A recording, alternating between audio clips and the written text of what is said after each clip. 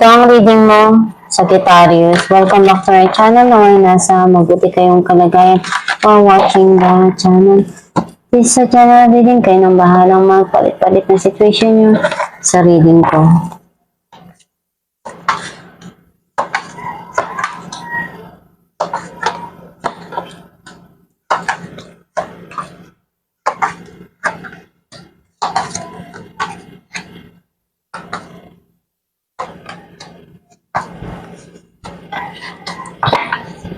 At the bottom of the deck, 9 of Swords. I feel like yung energy mo, nasi-sense ko na andun yung mga bagay na bumugulo ngayon sa isipan mo. Andun yung you feel stress dahil may mga bagay na nangyayari ngayon sa buhay mo na nagpapalungkot at nagbibigay sa'yo ng isipin. And some of you pwedeng nag-overthink ka dun sa mga dumarating na sitwasyon sa buhay mo. Ang mensahe ng card mo, nakikita ko na may parating dito na bagong passion for you. Like, something na pagkakabisihan mo, paglalaanan mo ng oras at panahon mo. Andun yung sobrang emotional ka right now. Yung madali kang matouch sa mga balita or something na maririnig mo or maaalala mo.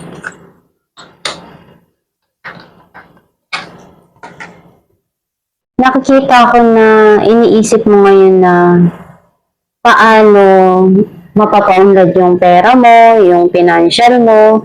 Iniisip mo na gusto mong bigyan palalo ng panahon para kumita or umunlad yung business or yung career mo, mas lalo kang magsusumikap.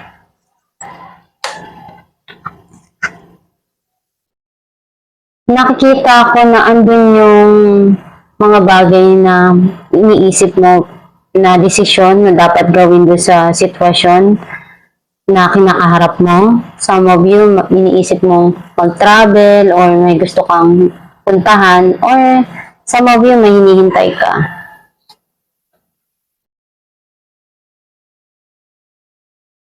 Andun yung may mga bagay ka dito na gusto mong gawin na pwedeng mapag-isa or mag-relax.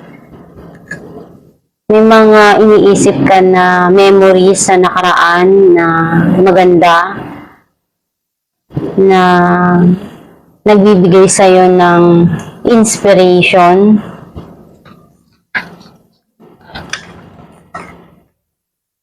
Mas matatag ka na ngayon, unti-unti mong nakakaya na malagpasan yung mga pagsubok na dumaan sa buhay mo. And ready ka na uli na harapin ko ano yung mga bagay na darating sa'yo.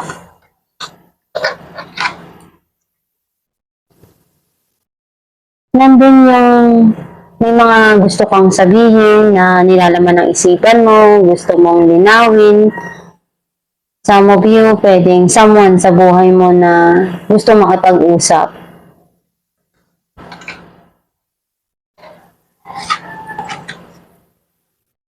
Nakikita ko na andun yung kailangan mo munang isipin yung mga bagay-bagay bago mo sabihin para hindi ka makasakit sa iba.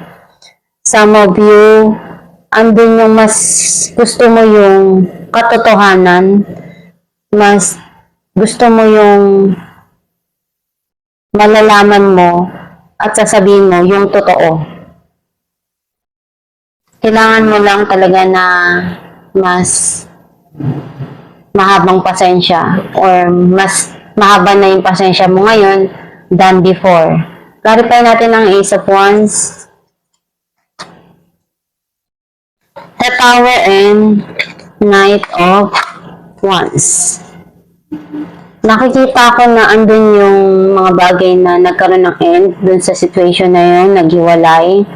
And meron ditong papasok na new beginning, which is ayun na, paglalaanan mo ng oras mo, pagtatrabahuan mo, gagawin mo lahat ng makakaya mo dito. Dahil bago na naman na para sa'yo na passion to, na pagkakaabalahan mo. Clarify natin ang King of Pentacles, the Hierophant, and Eight of Pentacles. Nakikita ko na alam mo na yun kung ano yung makakabuti dun sa mga dumarating sa'yo about sa financial mo. Mas lalo kang nagsusumikap, mas lalo mong ginagawa lahat ng makakaya mo para mapaunlad yung trabaho mo, yung business mo. Some of you, pwedeng itong person na to, pinag-iisipan niyang mabuti bago siya gumawa ng aksyon at gagawin niya lahat ng makakaya niya para maiayos lahat at para yun sa ikabubuti ng lahat. Some of you, pwede may marriage na involved. Clarify natin ang Four of Swords, the Moon, and Seven of Wands.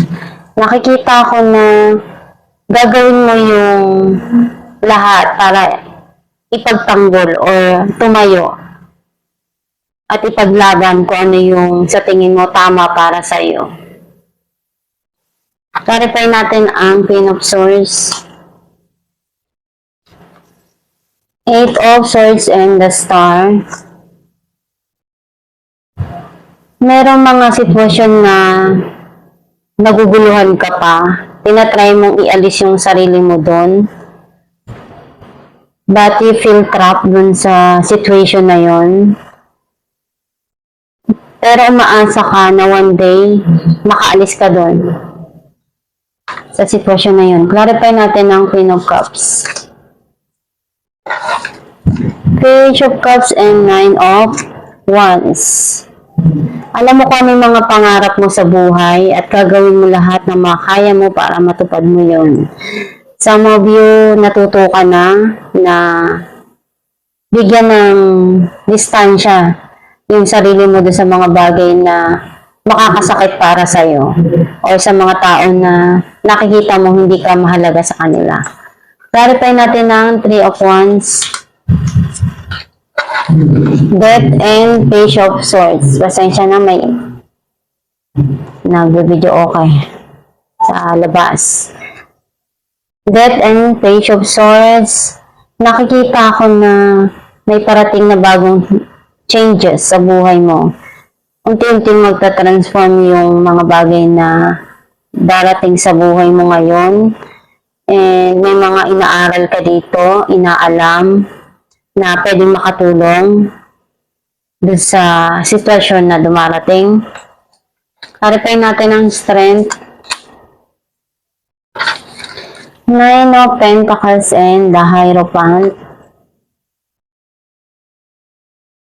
Nakita ko na masyado ka na ngayon na naging masaya or kontento ka na sa kung ano yung meron na dumarating sa'yo.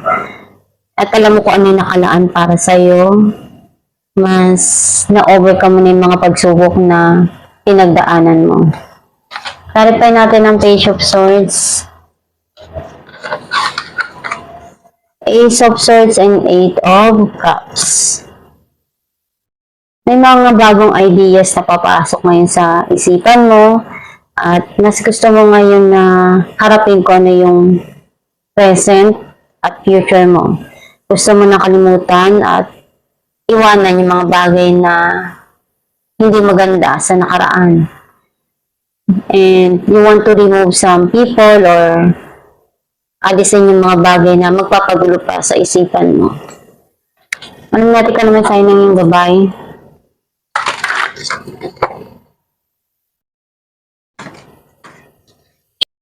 Shower of abundance. To heal your financial situation, first give us your worries concerning money.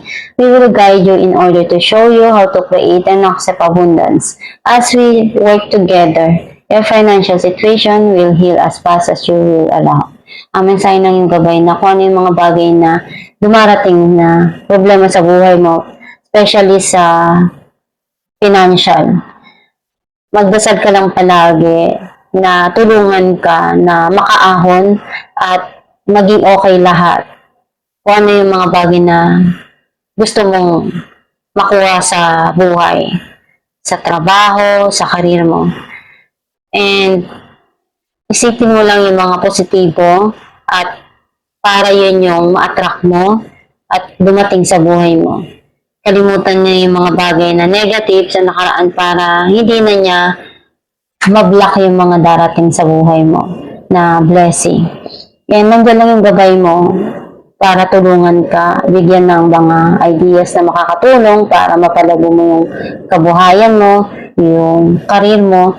Basta magdasal ka lang, kumunik ka kay God at sa gabay mo at sa universe para matupad mo pa yung mga pangarap mo at bitiin mo sa buhay. At itong yung reading, Sagittarius, kung nakaresonate ka, comment down below. Thank you for watching.